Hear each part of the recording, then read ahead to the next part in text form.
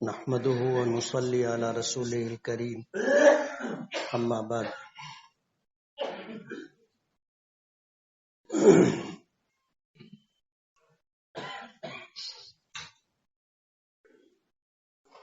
ان الصلاة كانت على المؤمنين كتابا موقوتا صدق اللہ العظیم۔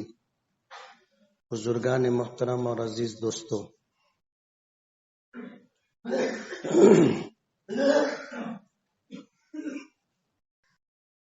عبادات اور دین کے بنیادی احکامات سے جڑے مسائل کا سلسلہ چل رہا تھا۔ اذان، اقامت، اذان کی شرف و فضیلت، اسلام میں اذان کا مقام، اذان کی ابتدا، یہ ساری تفصیلات گزر چکی تھی۔ اور اذان اس لیے دی جاتی ہے کہ نماز، فرض نماز جماعت کے ساتھ قائم کی جائے۔ اذان دی گئی، کوئی آ گیا تو جماعت کے ساتھ نماز ہو جائے گی، نہیں آیا آدمی اکیلا نماز پڑھ لے گا۔ لیکن فرض نماز کے لیے اذان دی جائے گی۔ اگر ہم بستی میں ہیں جہاں اذان کی آواز سنائی دیتی ہے تو اذان کی ضرورت نہیں، اور اگر کسی ایسے مقام پر ہے جہاں اذان کی آواز نہیں پہنچتی اور اس مقام پر اگر فرض نماز پڑھنی ہے تو اکیلا شخص بھی ہوگا تو وہ بھی اذان دے گا اور اذان دے کر کے نماز پڑھے گا۔ اور آپ کو پتہ ہے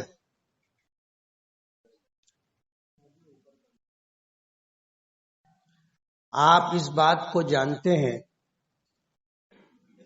کہ نبی کریم صلی اللہ علیہ وسلم سے صحابہ کرام نے عرض کیا تھا کہ نماز کے لیے اکٹھا ہونے میں جو دقتیں آتی ہیں اس کا ازالہ کیا جائے، تو اذان مشروع ہوئی۔ من جانب اللہ، حضرت جبرائیل کے ذریعے سے رہنمائی کی گئی، اور رہنمائی ہو جانے کے بعد یہ سلسلہ شروع ہو گیا۔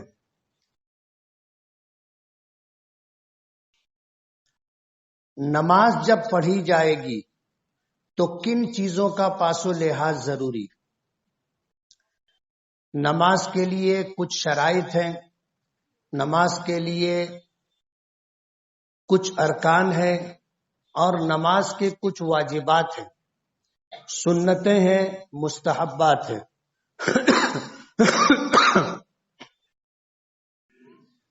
نماز کے صحیح ہونے کے لیے شرائط کا وجود بھی ضروری ہے، ارکان کا وجود بھی ضروری ہے، واجبات کا وجود بھی ضروری۔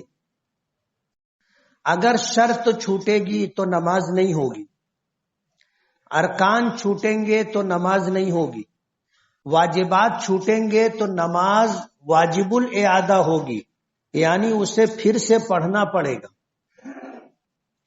سنت اور مستحبات چھوٹ جائیں تو نماز میں اجر و ثواب میں کمی ہوگی۔ نماز ہو جائے گی لیکن نماز کے اجر و ثواب میں کمی آئے گی۔ نماز کے جو ایسے احکامات جن کے بغیر نماز کا وجود نہیں ہو سکتا، یعنی اگر ان میں سے ایک بھی چھوٹ جائے تو نماز نہیں ہوگی۔ اگر وہ نماز کے باہر ہیں تو ان کو شرائط کہتے، اور اگر نماز کے اندر ہیں تو ان کو فرائض کہتے۔ فرض کی جمع ہے فرائض، اسی کو ارکان بھی کہتے۔ علماء اور فقہا نے احادیث کو دیکھ کر کے نبی کریم صلی اللہ علیہ وسلم کے معمولات، صحابہ کرام کے معمولات دیکھ کر کے جو چیزیں طے کی ہیں ان میں سے 7 شرطیں ہیں، یعنی نماز شروع کرنے سے پہلے ان 7 چیزوں کا پایا جانا ضروری ہے، اس کو شرط کہتے ہیں۔ اور جب نماز شروع ہو جائے تو نماز کے اندر 7 چیزوں کا پایا جانا ضروری ہے، جس کو فرض کہتے ہیں۔ اور نماز میں 12 واجبات ہیں،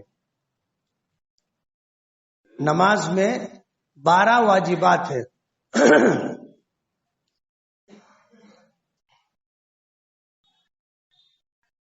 تو نماز کے باہر جو چیزیں ہیں جن کا وجود ضروری ہے وہ 7 چیزیں ہیں۔ پہلی چیز ہے بدن کا پاک ہونا، پہلی چیز ہے بدن کا پاک ہونا۔ بدن حدث اصغر اور حدث اکبر دونوں سے پاک ہو، یعنی غسل کی بھی حاجت نہ ہو اور وضو بھی کر لیا گیا ہو، اور ظاہری طور پر بدن پر کہیں ناپاکی نہ لگی ہو، جیسے پیشاب ہے، پاخانہ ہے، پیپ ہے، خون ہے، شراب ہے، یہ وہ چیزیں ہیں جو ناپاک ہیں۔ اگر یہ نجاست ظاہری ہے، اگر بدن پر کہیں لگی ہوگی تو اسے دھونا ہوگا، اسے دھونا ہوگا، دھو لیں گے۔ نجاست ظاہری سے ہم پاک ہو گئے، اب نجاست باطنی جو دکھائی نہیں دیتی، حدث اکبر ہے یعنی نہانے کی حاجت ہے تو غسل کرنا ضروری ہے، وضو کی حاجت ہے تو وضو کرنا ضروری ہے۔ تو نجاست ظاہری اور نجاست باطنی سے بدن پاک ہو، غسل کی بھی حاجت نہ ہو اور وضو بھی ہو، اور نہ ہو تو وضو کر لیا جائے، یہ پہلی شرط ہے بدن کا پاک ہونا۔ دوسری چیز ہے کپڑے کا پاک ہونا،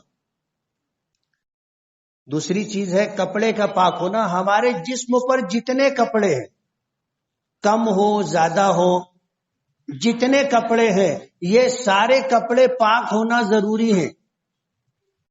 اگر کپڑے پر ناپاکی لگی ہے اور وہ ناپاکی، وہ نجاست اگر خفیفہ ہے تو کتنی معاف ہے وہ آپ سن چکے، اور نجاست غلیظہ ہے تو کتنی معاف ہے وہ آپ سن چکے۔ لیکن اگر کپڑے پر ناپاکی لگی ہے اور وہ مقدار اتنی ہے کہ اس کے ساتھ نماز ہو جائے گی، تو بھی پانی ہونے کی شکل میں اس کا دھونا ضروری ہے، ورنہ نماز مکروہ ہوگی۔ پیشاب کے چھینٹے آ گئے، یہ نجاست غلیظہ ہے، لیکن اس کی مقدار 1 درہم سے کم ہے، 1 درہم سے کم ہے، یعنی جتنے چھینٹے پڑے ہیں اگر ان کو اکٹھا کر لیا جائے اور اس کی مقدار پھیلاؤ میں 1 درہم سے کم ہے تو نماز ہو جائے گی، لیکن مکروہ ہوگی۔ وہ اتنی ناپاکی بھی نہیں ہونا چاہیے، بدن بھی پاک ہو، کپڑا بھی پاک ہو، سطر ڈھکا ہوا ہو۔ تیسری شرط، مرد کا سطر ناف سے لے کر کے گھٹنے کے نیچے تک ہے، مرد کا سطر ناف سے لے کر کے گھٹنے کے نیچے تک ہے، یہ سطر ہے، ہر حال میں نماز میں ڈھکا رہنا ضروری ہے۔ اگر یہ حصہ کھلا رہا تو نماز نہیں ہوگی۔ عورت کا جسم، عورت کا پورا جسم سطر ہے، سوائے چہرے کے، اتنے ہاتھوں کے اور پیر کے، اس کے علاوہ یعنی ٹخنوں سے لے کر کے سر کے بالوں تک اس کا پورا جسم ڈھکا ہونا چاہیے۔ ہمارے گھروں میں جو کوتاہی ہوتی ہے اس کی میں نشاندہی کر دوں۔ ہمارے یہاں بعض گھرانوں میں پوری آستین نہیں ہوتی، پوری آستین نہیں ہوتی، آستین کچھ کم ہوتی ہے۔ کچھ ہماری مائیں بہنیں جو ہیں یہاں تک آستین رکھتی ہیں، کچھ یہاں تک آستین رکھتی ہیں، کچھ یہاں تک رکھتی ہیں، اتنا کچھ حصہ کھلا ہوتا ہے۔ عورتوں کا پورا جسم سطر ہے، نماز کی حالت میں اگر اتنے ہاتھ باہر ہو، اتنے پیر باہر ہو ٹخنوں سے نیچے، اور چہرہ کھلا ہوا ہو، یہ اتنا حصہ تو نماز کی حالت میں سطر میں شامل نہیں، یہ کھلا رہا تو نماز ہو جائے گی۔ لیکن اس کے علاوہ ایسے کپڑے پہننے کا رواج ہے جس میں جسم کھلا رہتا ہے، جیسے ساڑی بعض علاقوں میں پہنی جاتی ہے بلاؤز کے ساتھ۔ ہوتا یہ ہے کہ پیٹ کھلا ہوا ہوتا ہے، پیٹھ کھلی ہوئی ہوتی ہے، اور بلاؤز یا جو فراق ہمارے گھروں میں پہنے جاتے ہیں اگر دوپٹہ نہ ہو اور گلا گہرا ہو تو بھی جسم کا حصہ کھلا ہوتا ہے، پیٹھ کا کچھ حصہ کھلا ہوتا ہے، نماز نہیں ہوگی اس حالت میں۔ دیندار گھرانوں میں بھی پردہ کرنے والی خواتین کے یہاں بھی جو کوتاہی ہوتی ہے وہ آستین کا چھوٹا ہونا ہے۔ اگر سطر کا حصہ کھلا رہا تو کتنا حصہ کھلا رہا تو نماز ہو جائے گی، اور کتنا ڈھکا رہا تو کتنا کھلا رہا تو نماز نہیں ہوگی، اور کتنا ڈھکا رہا تو نماز ہو جائے گی۔ اس کے لیے فقہا نے ایک ضابطہ ذکر کیا ہے کہ جسم کا جو حصہ کھلا ہوا ہے اگر اس کا چوتھائی سے کم کھلا ہوا ہے تو نماز کراہت کے ساتھ ہو جائے گی۔ جیسے ہماری یہ کلائی ہے، کلائی یہاں گٹے سے لے کر کے کوہنی تک یہ جسم کا ایک حصہ ہے، اس کو 4 حصے کیے جائیں گے۔ اگر چوتھائی یا چوتھائی سے زیادہ کھلا رہا یعنی آستین اتنی چھوٹی رہی اور دوپٹہ جو اوپر سے لیا جاتا ہے اس میں یہ ہاتھ ڈھکتا نہیں ہے، باہر نکل جاتا ہے، تو ایسی عورت کی نماز نہیں ہوگی۔ اور یہ وہ بنیادی چیز ہے جو اکثر جو ہے گھروں میں اس میں کوتاہی ہوتی ہے۔ آپ کو بتایا جا رہا ہے، آپ بتائیں، تاکہ نماز کے لیے اگر خدا نہ خواستہ ان کی آستین چھوٹی ہے تو سر پر ایسی رومالی ہونی چاہیے کہ ہاتھ اگر نیچے لٹکا بھی رہے تو ڈھکا رہنا چاہیے۔ اوپر سے جو رومالی پہنی جائے وہ ہاتھ کی لمبائی سے زیادہ ہو، تاکہ وہ اندر ہی ایسے تکبیر تحریمہ بھی کہہ سکے اور اندر ہی ہاتھ بھی باندھ سکے، اور جب رکوع میں جانے کے لیے ہاتھ چھوڑے تو ہاتھ رومالی کے باہر نہ آئے۔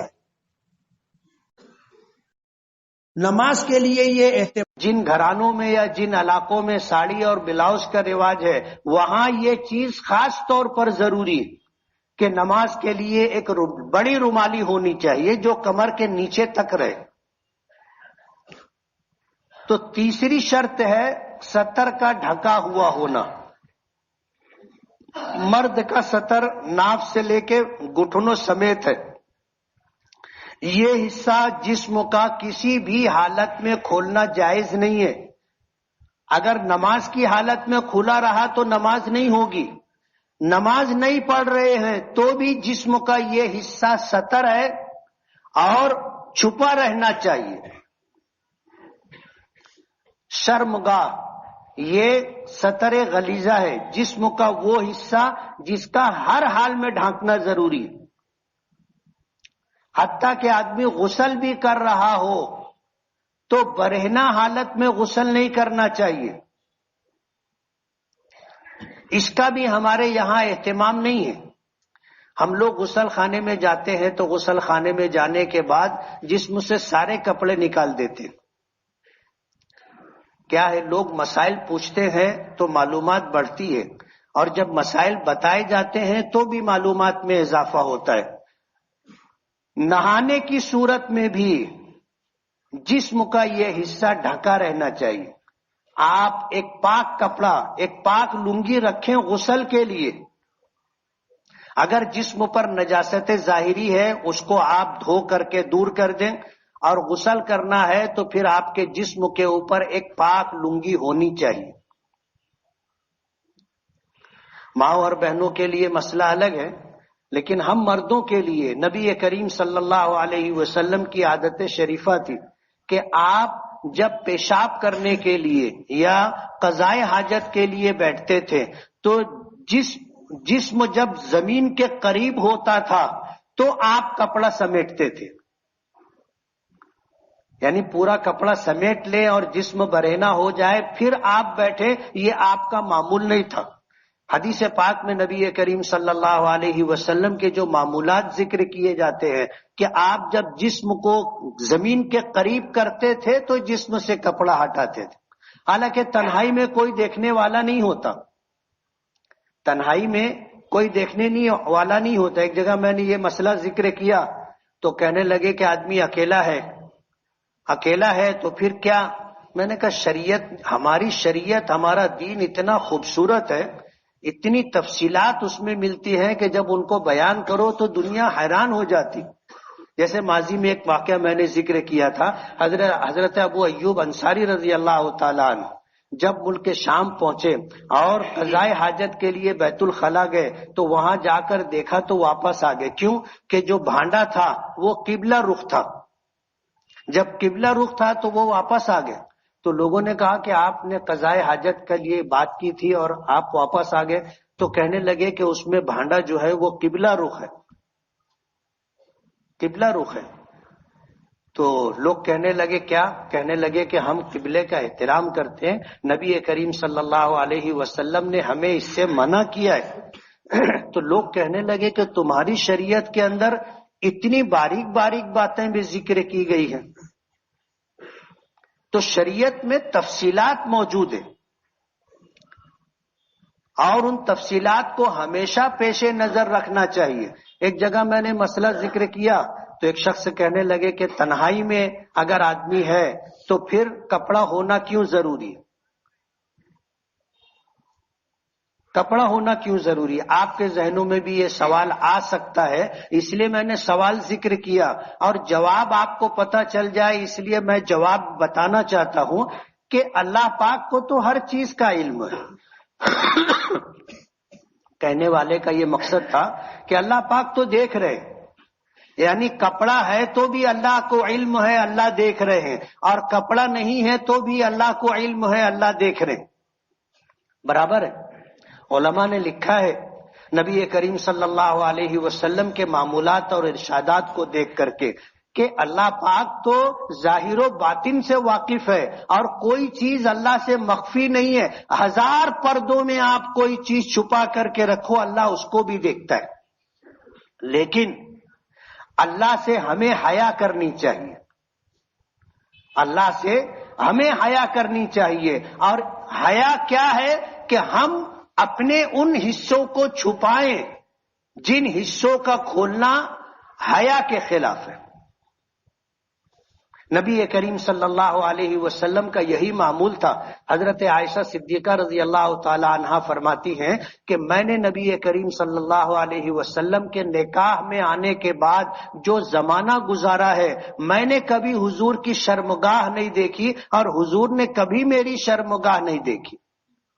ظاہر بات ہے میاں بیوی تھے، تعلقات قائم ہوتے تھے، لیکن یہ چیز حیا سے تعلق رکھتی ہے. تو اللہ پاک تو ظاہر و باطن سے باخبر ہیں، دانا و بینا بھی ہیں، یعنی جانتے بھی ہیں اور دیکھتے بھی ہیں. لیکن ہمیں حیا کرنی چاہیے کہ تنہائی میں بھی ہم برہنہ نہ ہو. اور اگر کوئی برہنہ ہو کر کے غسل کرے تو گنہگار بھی نہیں ہے. آپ کے ذہن میں یہ بات بھی رہنی چاہیے کہ اگر کوئی آدمی برہنہ غسل کرے، تنہائی میں کوئی دیکھنے والا نہیں، تو وہ گنہگار نہیں ہے، لیکن یہ چیز حیا کے خلاف ہے. اس کو پیش نظر رکھنا چاہیے. تو پہلی چیز جو ہے بدن کا پاک ہونا، دوسری چیز کپڑے کا پاک ہونا، تیسری چیز ستر کا چھپا ہوا ہونا. اور مرد کا ستر کیا ہے، عورت کا ستر کیا ہے، اس کے قدر اختصار کے ساتھ تفصیل ذکر کی. چوتھی چیز جگہ کا پاک ہونا، جگہ کا پاک ہونا. جس جگہ ہم نماز پڑھ رہے ہیں اس کا ظاہر پاک ہونا چاہیے، ظاہر پاک ہونا چاہیے. یہ بات آپ کے ذہن میں رہے.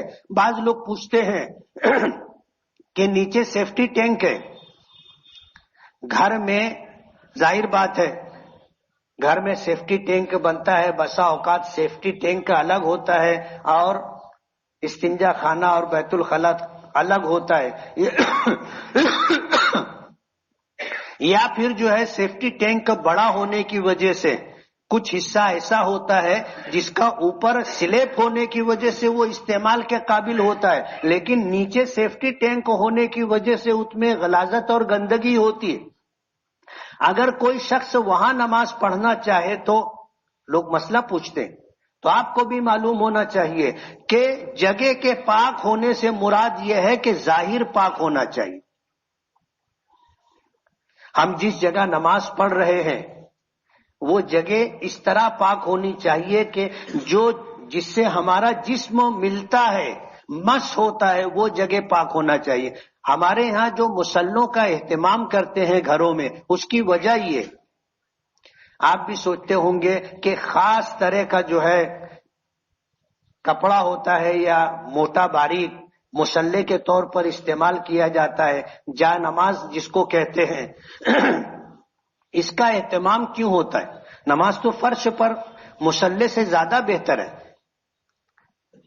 ہم وہ سجدہ جو زمین پر کریں اس سجدے سے جو چٹائی پر کرتے ہیں اس سے بہتر ہے، اور چٹائی پر جو سجدہ کرتے ہیں اس سے وہ بہتر ہے قالین پر سجدہ کرنے سے، مصلے پر سجدہ کرنے سے. لیکن مصلے اور جائے نماز کا اہتمام اس لیے ہوتا ہے کہ یہ نماز کی شرطوں میں سے ہے کہ جگہ پاک ہونی چاہیے. اب جس جگہ فرش پر ہم نماز پڑھ رہے ہیں اگر وہ جگہ پاک نہیں ہے تو نماز نہیں ہوگی ہماری. ہم پاک مصلی بچھا لیتے ہیں، اب اگر وہ فرش ناپاک بھی ہے تو مصلی ہمارا پاک ہے، ہماری نماز ہو جائے گی. بعض لوگ مسئلہ پوچھتے ہیں کہ گادی ہے، بچوں نے پیشاب کر دیا، اب ظاہر بات ہے وہ پیشاب اس میں جذب ہو گیا، وہ گادی ناپاک ہے، اس پر نماز پڑھ سکتے ہیں یا نہیں؟ تو مسئلہ ذہن میں رہے کہ گادی ناپاک ہے، اگر اس کے اوپر کی بیڈ شیٹ پاک ہے یا آپ نے اس کے اوپر مصلی بچھا لیا اور نماز پڑھ رہے ہیں اور مصلی پاک ہے تو آپ کی نماز ہو جائے گی. تو چوتھی شرط یہ ہے کہ جگہ پاک ہو. پانچویں شرط یہ ہے کہ نماز کا وقت ہو گیا ہو. اب فرض نماز ہے، ابھی اگر کوئی شخص عصر کی نماز پڑھے تو اس کی نماز ہوگی؟ کیوں نہیں ہوگی؟ نماز کا وقت نہیں آیا. اگرچہ یہ وقت ظہر کی نماز کا ہے، جمعہ کی نماز کا ہے، لیکن عصر، مغرب، عشاء کی نماز کا وقت نہیں ہے. آج اس وقت اگر کوئی آج کی عصر پڑھنا چاہے، آج کی مغرب پڑھنا چاہے، آج کی عشاء پڑھنا چاہے تو نماز فرض ادا نہیں ہوگا، عصر کا فرض ادا نہیں ہوگا، فرض نماز نہیں ہوگی. آپ نفل پڑھنا چاہو اس کے لیے وقت کی پابندی نہیں ہے. تو فرائض کے لیے، واجبات کے لیے، واجب نمازوں کے لیے وقت بھی شرط ہے. چھٹی شرط یہ ہے کہ آدمی قبلہ رخ ہو، یعنی آدمی جب نماز پڑھے تو اس کا رخ قبلے کی طرف ہونا چاہیے. ایسا نہیں ہے کہ کدھر بھی رخ کر کے نماز پڑھ لو. اللہ تو ہر طرف موجود ہے، اللہ پاک تو ہر طرف موجود ہے. جس طرف بھی رخ کر کے ہم نماز پڑھیں گے، جس طرف بھی رخ کر کے اس طرف اللہ موجود ہے. ہم تو اللہ پاک کو سجدہ کرتے، پھر قبلہ رخ ہونا کیوں ضروری ہے؟ علماء نے لکھا ہے کہ یہ ایک تو ہے عبادت میں تعبد کا مطلب یہ ہے کہ ہمیں کرنا ہے. جیسے ہمیں قبلہ رخ ہونے کا حکم دیا گیا، کیوں؟ اس کی حکمت اور مصلحت کیا ہمیں نہیں معلوم. تعبد یہ ہے کہ ہر حال میں ہمیں کرنا ہے، کیوں کرنا ہے ہمیں نہیں معلوم، لیکن ہمیں حکم ہے اس لیے کرنا ہے. جیسے کوئی آدمی سوال کر سکتا ہے کہ بھائی فجر کی 2 رکعت کیوں؟ ظہر کی 4 رکعت کیوں؟ اور ظہر ہی کے وقت میں جمعہ کے دن قصبے میں اور شہروں میں جمعہ پڑھا جاتا ہے 2 رکعت کیوں؟ اب ظاہر بات ہے ہر حکم پر ایک سوالیہ نشان لگ سکتا ہے، ایک سوال قائم ہو سکتا ہے، کیوں؟ ایمان کا کمال یہ ہے کہ کیوں ذہن میں نہیں آنا چاہیے. ہم بندے ہیں، ہمیں حکم ملا ہے کرنے کا تو ہمیں کرنا ہے، معلوم ہو تو بھی، نہیں معلوم ہو تو بھی.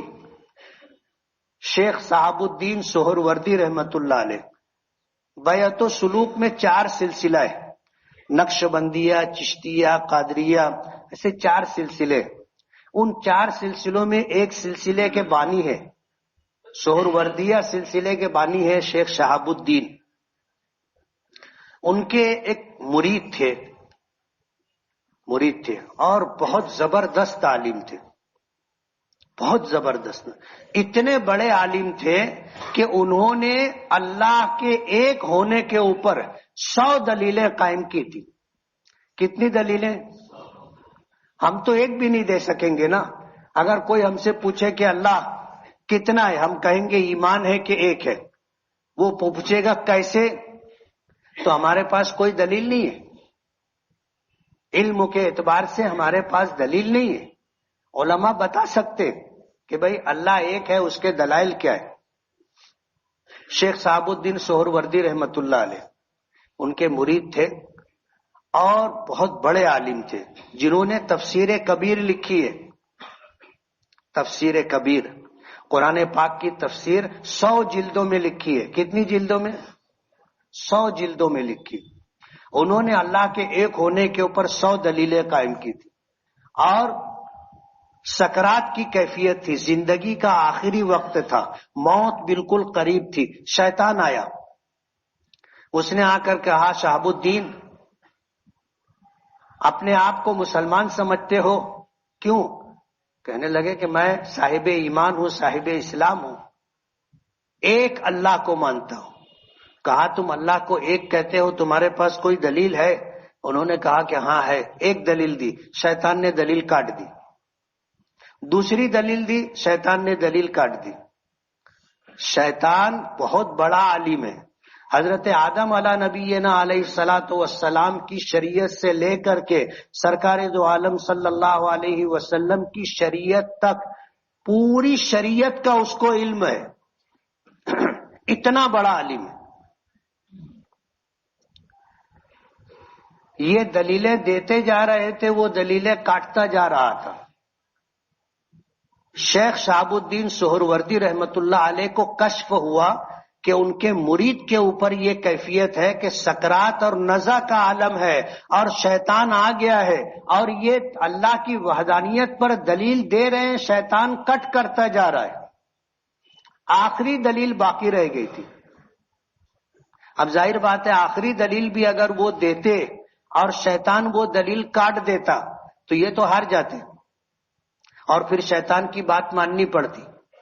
کشف ہوا، وضو کر رہے تھے اور کشف ہوا. انہوں نے ہاتھ میں پانی لیا، اس طرح چھیٹا پھینکا اور کہا یہ کیوں نہیں کہتا کہ میں اللہ کو بغیر دلیل کے ایک مانتا ہوں. یہ ہے ایمان. سمجھ میں آئے تو، نہیں سمجھ میں آئے تو ہم اللہ کو ایک مانتے ہیں. اللہ کو ایک مانتے ہیں. ہمارے پاس کوئی دلیل نہیں. کوئی ہم سے پوچھے ہم کہتے ہیں اللہ کو ایک مانتے ہیں. دلیل کوئی دلیل نہیں، اللہ کو بغیر دلیل کے ایک مانتے ہیں. یہ ہے تعبد کہ ہمیں کچھ سمجھے نہ سمجھے، ہم کسی کو بتا سکے نہ بتا سکے، لیکن اپنی بات ایک. ایمان کا کمال یہ ہے کہ آدمی کو حکمت و مصلحت نہ معلوم ہو، اس کے بعد بھی وہ مانتا ہو. اس کے بعد بھی تو اللہ تو چاروں طرف ہے. ہمیں پھر قبلے کی طرف رخ کر کے نماز پڑھنے کا حکم کیوں دیا گیا؟ اس کی حکمتیں مصلحتیں ہیں، لیکن ایمان کا کمال یہ ہے کہ بھئی یہ ہمیں حکم ملا ہے، ہم کو اس پر عمل کرنا ہے. یہ حکم کیوں دیا گیا ہے جبکہ اللہ چاروں طرف موجود ہے، ہر جگہ موجود ہے؟ پھر تو بولے یہ تو تعبد ہے، ہم کو حکم دیا گیا ہم مانتے. حکمت یہ ہے، مصلحت یہ ہے کہ اللہ ہمیں دکھائی تو نہیں دیتا. اللہ دکھائی نہیں دیتا، اور انسانی فطرت زیادہ سے زیادہ جاننے کے چکر میں ہوتی ہے. مشاہدہ ہو اور پوری دنیا میں یہ بات ہو کہ مسلمان اپنے معاملات میں اجتماعیت اختیار کرتے. ابھی جیسے یہ ہزاروں ہم لوگ مسجد میں موجود ہیں، ایک آدمی ادھر کا رخ کر کے نماز پڑھے، ایک ادھر کا رخ کر کے نماز پڑھے، ایک ادھر کا رخ کر کے نماز پڑھے، تو ظاہر بات ہے یہ اختلاف دکھائی دے گا. لوگ بولیں گے یہ بھی نماز پڑھ رہا ہے، اس کا رخ ادھر ہے، یہ بھی نماز پڑھ رہا ہے، اس کا رخ ادھر ہے، یہ بھی نماز پڑھ رہا ہے، اس کا رخ ادھر ہے. یہ انتشار دکھے گا، آپس کا اختلاف دکھے گا. اور شریعت یہ چاہتی ہے کہ امت مسلمہ میں اجتماعیت اور اتحاد رہے. اور پھر دل ہمارا مرکوز رہے، منتشر نہ ہو، خیالات نہ بھٹکے، اس کے لیے ہمیں قبلے کی طرف حکم کرنے کا حکم دیا گیا، رخ کرنے کا حکم دیا گیا کہ ہم ہر حال میں اپنے علم کے مطابق جب نماز پڑھ رہے ہوں تو قبلہ رخ ہو، اور تھوڑا بہت انحراف ہوا بھی، تھوڑا بہت اگر ترچھا ٹیڑھا ہو گیا تو بھی نماز ہو جاتی۔ شریعت نے اس میں بھی معافی کا درجہ رکھا ہے کہ آدمی کتنا منحرف ہو، کتنا ٹیڑھا ہو، قبلے سے کتنا ہٹ جائے تو نماز ہو جائے گی۔ 45 ڈگری تک، یعنی 22.5 ڈگری ادھر اور 22.5 ڈگری ادھر، اگر اتنے بھی ٹیڑھے میڑے ہو گئے تو نماز ہو جائے گی۔ کیوں؟ اللہ تو ہر جگہ موجود ہے نا۔ اور آدمی اگر سفر میں ہو، مسجد نہ ہو، اور ایسے آثار و علامات بھی نہ ہو، بدلی ہو، سورج دکھائی نہ دے رہا ہو، رات کا وقت ہو، گھور اندھیرا ہو، نماز پڑھنا ہے، قبلہ کدھر ہے معلوم نہیں، تو حکم یہ ہے کہ اگر کوئی وہاں پر ہو، علاقائی طور پر کوئی شخص موجود ہو اس جگہ کا رہنے والا، تو وہ آپ کو بتا سکتا ہے کہ سورج ادھر سے نکلتا ہے، ادھر ڈوبتا ہے، آپ پوچھ لیں۔ اور اگر بتانے والا کوئی نہیں ہے تو پھر حکم یہ ہے کہ تحری کی جائے۔ تحری کا مطلب یہ ہے کہ غور و فکر کرے، سوچے کہ بھئی قبلہ کدھر ہو سکتا ہے، اور دل جس رخ پر مطمئن ہو جائے اس طرف رخ کر کے نماز پڑھ لے، نماز ہو جائے گی۔ نماز پڑھنے کے بعد کسی نے آ کے کہا کہ آپ نماز پڑھ رہے تھے، ادھر کا رخ کر کے نماز پڑھ رہے تھے، قبلہ تو ادھر ہے، آپ کی نماز ہو گئی۔ اس کے بتانے کے بعد بھی اور یہ بات طے ہو جانے کے بعد بھی کہ قبلہ ادھر تھا اور آپ نے ادھر کا رخ کر کے نماز پڑھی، لیکن نماز آپ نے پڑھ لی، آپ کی نماز ہو گئی۔ اب نماز پڑھنے کے بعد معلوم ہوا کہ ہمارا فیصلہ غلط تھا، قبلہ ادھر نہیں ہے ادھر ہے، تو ہماری نماز ہو گئی، دہرانے کی ضرورت نہیں ہے۔ جس وقت ہم نے نماز شروع کی تھی اور نماز مکمل کی تھی، ہمارا دل اس طرف قبلہ ہے اس بات پر مطمئن تھا۔ لطیفے کی بات، 4 آدمی ہیں، چاروں کو پتہ نہیں ہے کہ قبلہ کدھر ہے، چاروں نے غور و فکر کیا، آسمان دیکھا، ستاروں کو تلاش کیا، ادھر ادھر سب طرف دیکھا، اور کسی نتیجے پر، حتمی نتیجے پر نہیں پہنچ سکے۔ ایک کا دل کہتا ہے قبلہ ادھر ہے، دوسرے کا کہتا ہے ادھر ہے، تیسرے کا کہتا ہے ادھر ہے، چوتھے کا کہتا ہے ادھر ہے۔ چاروں نے اپنے اپنے رخ پر نماز پڑھ لی، چاروں کی نماز ہو گئی، چاروں کی نماز ہو گئی۔ کیوں؟ شریعت کا حکم ہے کہ تحری کرے، غور و فکر کرے، غور و فکر کر کے میں جس بات پر مطمئن ہوا ہوں میں اس پر عمل کروں گا۔ میرا ساتھی کوئی اور رخ پر عمل کر رہا ہے، وہ اس کا فیصلہ ہے، میں اس کے فیصلے کا پابند نہیں ہوں، وہ میرے فیصلے کا پابند نہیں۔ جیسے آدمی بیت اللہ کے اندر ہو، اب بیت اللہ کے اندر ہو تو چاروں طرف رخ کر کے نماز پڑھ سکتا ہے، اندر ہے تو ادھر بھی قبلے کی دیوار ہے، ادھر بھی قبلے کی دیوار ہے، ادھر بھی قبلے کی دیوار ہے، ادھر بھی قبلے کی دیوار ہے۔ نبی کریم صلی اللہ علیہ وسلم جس وقت بیت اللہ شریف میں فتح مکہ کے بعد داخل ہوئے تھے تو آپ نے کہاں نماز پڑھی تھی؟ ساتھ میں جو 2-4 لوگ تو انہیں ہی معلوم تھا۔ حضور دروازے سے داخل ہونے کے بعد آگے بڑھ کر کے دیوار کے قریب کھڑے ہو کر کے آپ نے نماز پڑھ لی تھی، لیکن آپ بیت اللہ کے باہر ہیں تو آپ نے دیکھا ہوگا صف راؤنڈ لگتی ہے ایسے۔ کیوں؟ ادھر والا بیت اللہ کا رخ کرے گا، ادھر والا بیت اللہ کا رخ کرے گا، اس طرح، اور اس طرف رہنے والے بھی بیت اللہ کا رخ کریں گے، تو چاروں طرف ایسے صف، ہم کیا بولتے ہیں، صف سیدھی کر لو۔ وہاں صف سیدھی نہیں رہتی، وہاں صف گول رہتی ہے۔ حکم یہ ہے کہ سب کو بیت اللہ کی طرف رخ کر رہے۔ مسئلہ یہ ہے کہ جس جہت میں امام کھڑا ہے اس طرف امام کے آگے کوئی نہیں ہونا چاہیے. جیسے بیت اللہ کی دیوار سے امام فاصلے پر کھڑا ہے. آپ نے تصویر دیکھی ہوگی 5-10 صف چھوڑ کر کے کبھی کبھی صف لگتی ہے. امام یہاں کھڑا ہے, آگے 5 صف خالی ہے, تو امام کے ساتھ امام کے رخ پر جو لوگ ہیں وہ امام کے پیچھے رہیں گے. لیکن اس سائٹ اور اس سائٹ, تینوں سائٹ, اگر وہ لوگ بیت اللہ کے قریب بھی آ گئے, یعنی پہلی صف میں انہوں نے نماز پڑھی, امام سے وہ 4 صف بیت اللہ کے قریب ہیں, لیکن ان کی نماز ہو جائے گی. کیوں ہو جائے گی؟ امام کی جہت میں نہیں ہے. جس جہت میں جس رخ پر امام ہے اس میں امام سے تقدم نہیں ہونا چاہیے. باقی 3 جہت سے اگر کوئی امام سے زیادہ بھی بیت اللہ کے قریب ہو گیا تو دکھنے کے اندر وہ امام سے آگے ہے, لیکن اس کی نماز امام کے پیچھے ہی کہلائے گی. تو نماز کی شرائط میں جماعت کی شرطوں میں سے ایک شرط یہ بھی ہے کہ امام آگے ہو.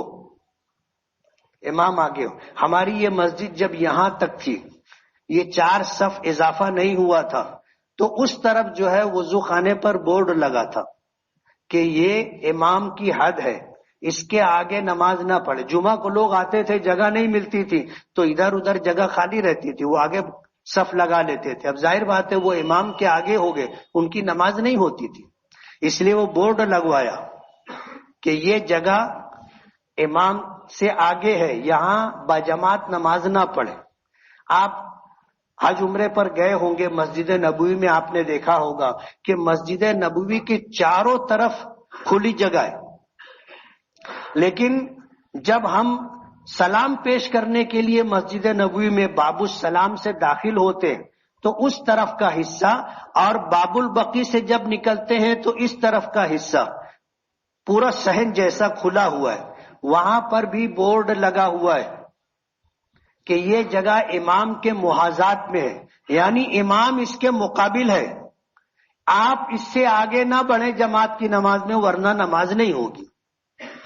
تو نماز کی باجماعت شرطوں میں سے ایک شرط یہ ہے کہ آدمی امام کے پیچھے ہو. جو لوگ امام کے آگے بڑھ جائیں گے ان کی نماز نہیں ہوگی. یہ 7 شرطیں ہیں جو نماز شروع کرنے سے پہلے ضروری. بدن کا پاک ہونا, کپڑے کا پاک ہونا, جگہ کا پاک ہونا, سطر کا چھپا ہوا ہونا, وقت کا ہونا, اور اسی کے ساتھ قبلہ رخ ہونا. اور باجماعت نماز ہو رہی ہے تو مقتدی کا امام سے پیچھے ہونا, چاہے تھوڑا سا پیچھے ہو. جیسے 2 آدمی جب نماز پڑھتے ہیں, ایک امام اور ایک مقتدی, تو حکم یہ ہے کہ مقتدی امام کی سیدھی طرف پہلو میں کھڑا ہو اور تھوڑا سا پیچھے رہے, 1 قدم, یعنی امام کا قدم جہاں ختم ہوتا ہے وہاں پر ہمارا قدم کا اگلا حصہ ہونا چاہیے, اس کے برابر نہیں ہونا چاہیے, اس سے تھوڑا سا پیچھے ہونا چاہیے. امام کی متابعت, امام کی اقتدا دکھنا بھی چاہیے. جیسے ہماری نیت ہے پیچھے اس امام کے, ہماری نیت ہے پیچھے اس امام کے, لیکن دکھنا بھی چاہیے کہ ہم امام کے پیچھے ہیں اور امام کے تابع ہیں. اسی لیے جماعت نماز ہو رہی ہے تو امام سے آگے بڑھنے کا جیسے ظاہری طور پر حکم نہیں ہے, ارکان کی ادائیگی میں بھی ہم اس بات کے پابند ہیں کہ امام کے جھکنے سے پہلے نہ جھکے, امام کے اٹھنے سے پہلے نہ اٹھے,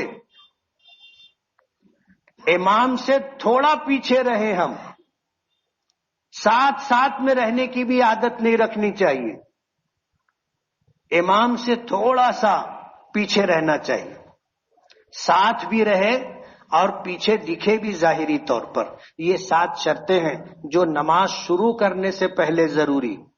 ان میں سے ایک چیز بھی اگر چھوٹ جائے گی تو نماز نہیں ہوگی. بقیہ 7 فرائض ہیں جو نماز کے اندر ہیں, 12 واجبات ہیں جو نماز کے اندر ہیں, 52 سنتیں ہیں جو نماز کے اندر ہیں. ہم نے نماز سیکھی نہیں, اس لیے ہمیں معلوم نہیں. کہ نماز کی شرائط کیا ہے، فرائض کیا ہیں، واجبات کیا ہیں، سنتیں کیا ہیں. ہم پڑھ رہے، سالوں سے پڑھ رہے، لیکن ہمیں معلوم نہیں. جاننا ضروری ہے. اس لیے یہ 7 شرطیں آپ یاد رکھیے. زندگی رہی اگلا ہفتہ انشاءاللہ پھر فرائض پر بات کریں گے. اللہ تعالی ہمیں عمل کی توفیق عطا فرمائے. وآخر دعوانا ان الحمدللہ رب العالمین. جن ساتھیوں نے سنت نہ پڑھی وہ سنت پڑھ لیں.